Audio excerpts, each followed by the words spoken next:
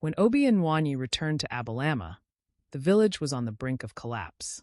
The enemy forces had gathered, preparing for a final assault that would decimate the village once and for all. The women, though brave, were exhausted and outnumbered. Obi's arrival was met with awe and disbelief. The warriors who had once scorned him now looked to him with hope.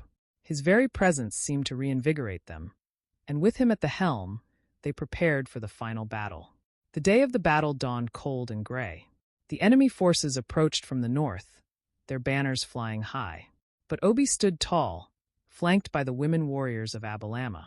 He held a staff, one that crackled with divine energy, a gift from the gods.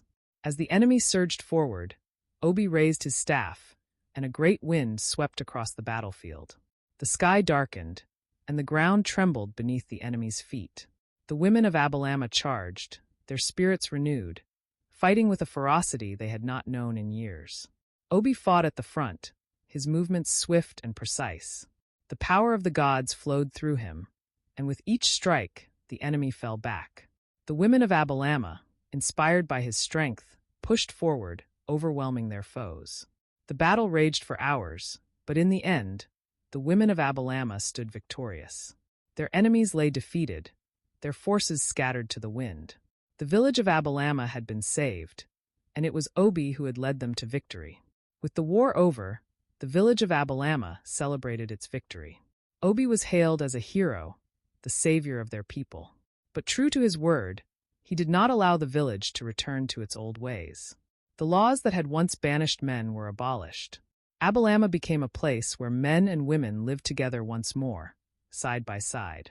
The women warriors remained strong, but now they were joined by their sons and brothers, who learned to fight alongside them. Hazewine, humbled by her experiences, stepped down as the seer. She passed her role to another, one who would guide the village into its new era. And though Wanyi had been wronged, she chose to stay in Abalama, not out of duty, but out of love for the land and the people.